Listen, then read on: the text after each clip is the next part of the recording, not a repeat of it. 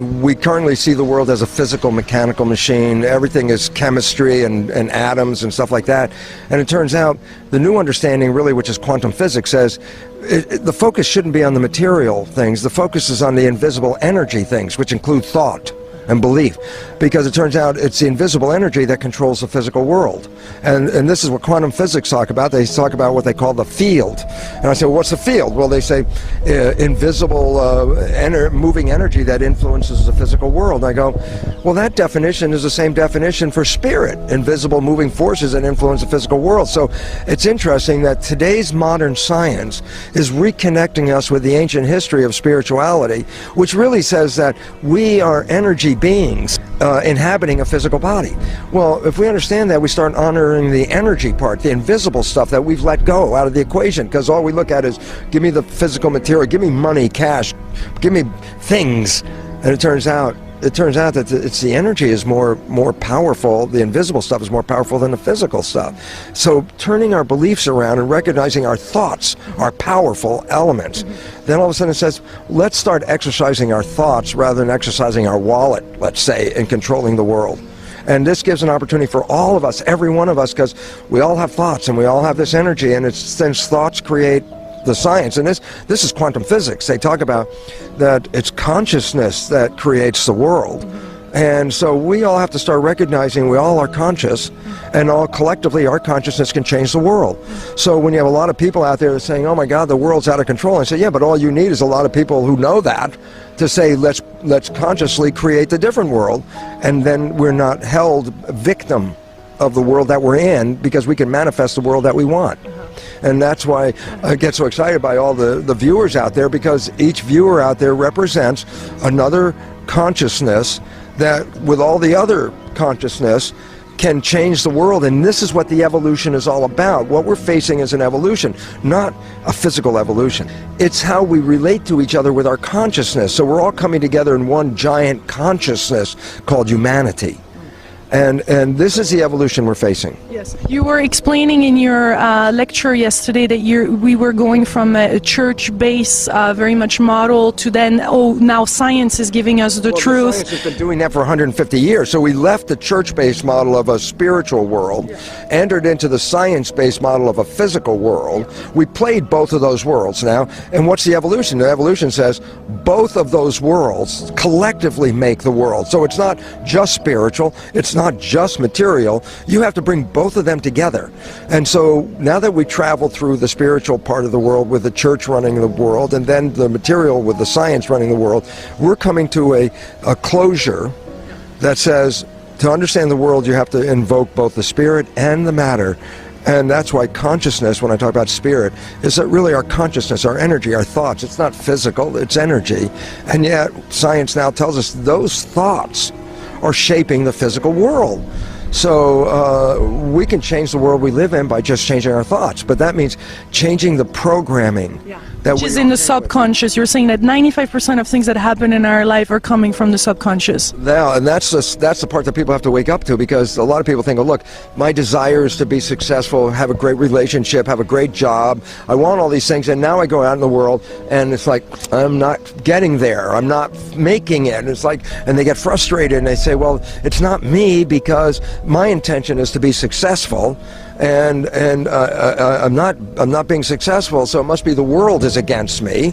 And then all of a sudden I'm a victim of, like, well, this is not the world I wanted. And it turns out, no, it's not the world your conscious mind wanted, but it's the world your subconscious mind has been programmed to create. And the word subconscious by definition means below consciousness. So you are creating without being conscious that you are creating this. And this becomes a problem, because it turns out it's not the outside world that's keeping us from succeeding. It's the invisible inside world that we've been programmed with through culture and family to have lost our power. And that's the biggest thing about this propagation of the belief system. This is not new, you know. It's very interesting. The Jesuits, 500 years the Jesuits of the church, they would boast. They would say, give me a child until it's 6 or 7, and it will belong to the church for the rest of its life. What they knew is what we're talking about in the new biology. The first 6 years of your life is programming.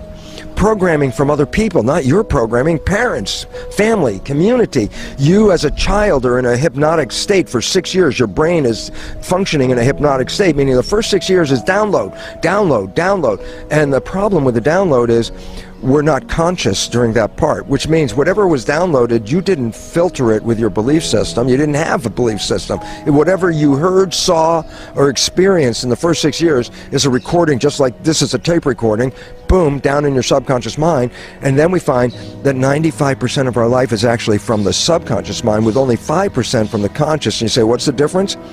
Conscious mind is you, your spirit, who you are, your wishes, your desires, what you want out of life. Conscious mind. I say, well, you want to be successful, great. You want a great job, great. That's all conscious. I say, but you're only using that mind 5% of the time. You're living your life 95% of the time with the programs that you got from other people. So the truth is, you are living other people's lives invisibly, because it's called subconscious, meaning you don't see it. And so when you're creating these behaviors, you yourself don't even know you're doing it. And if your behaviors are not supporting you, then you sabotage yourself without even you knowing you're doing it. And that's where the victim comes in. It's like, oh my God, I want to be successful and I'm not. The world's against me, I'm a victim. It turns out, no, you were programmed not to succeed, and you're engaging the program without you seeing it. So we were sabotaging ourselves without ourselves knowing it. That's why the new biology, I want people to wake up. That's the wonderful thing, because those people out there that have fallen in love, and you know, if you could go back in your mind just for, you know, I want you to go back to that point where you fell in love. I call it the honeymoon period, where you did this. And I asked you a couple of questions. I say, when you were back in that love state, head over heels in love, were you healthy? And it turns out almost everybody says, yes, I was, you know, exorbitantly healthy. Everything was great. I said, did you have energy?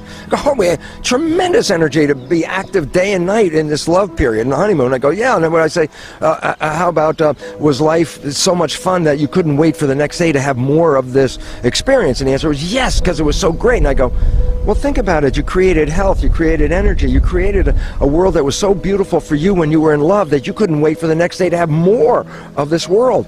And what it turns out is, well, how did our world, which could have been a crazy world before you met this person, then you meet this person, and then the next thing you're in this great honeymoon experience, okay? And then your world today is heaven on earth.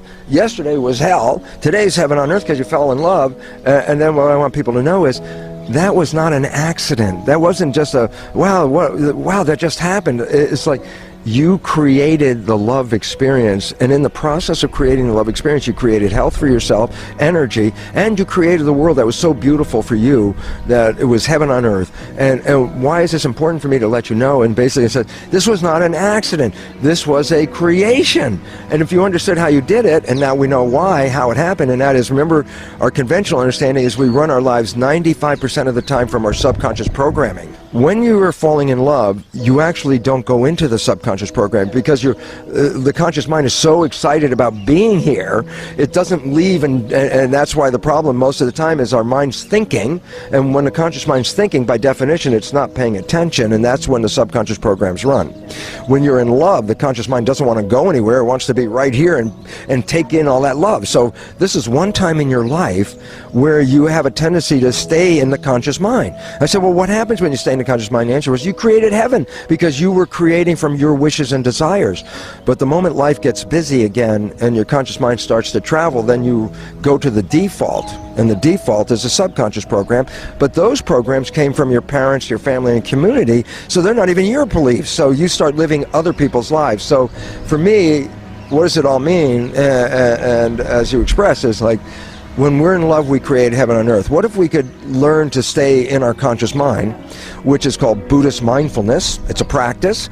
It means that you can then have a honeymoon every day for the rest of your life on this planet. Because it was only when we get out of our conscious mind that we return back to the hell on earth again. And that's because we were actually creating that without ourselves even knowing it. When we have a group of people and we do like kinesiology muscle testing, one of the questions that I love to ask, the first question in muscle testing is, you know, get ready to do a muscle test, hold out your arm, and then make a statement, I love myself. The most surprising thing is, I think up to 80% of the audience will not test positive for that belief. And that's because during our childhood development, we were so criticized by our parents and our family, and criticized to do better. which meant at some point is, well, you know, why are we being criticized? Well, our parents want us to do better, but if our subconscious mind's just recording the criticism and our conscious mind's not there, then our belief of who we are the critical things like, oh, you're not smart enough, you're not lovable enough, you're not, you can't do sports, you don't deserve things. These are what parents say.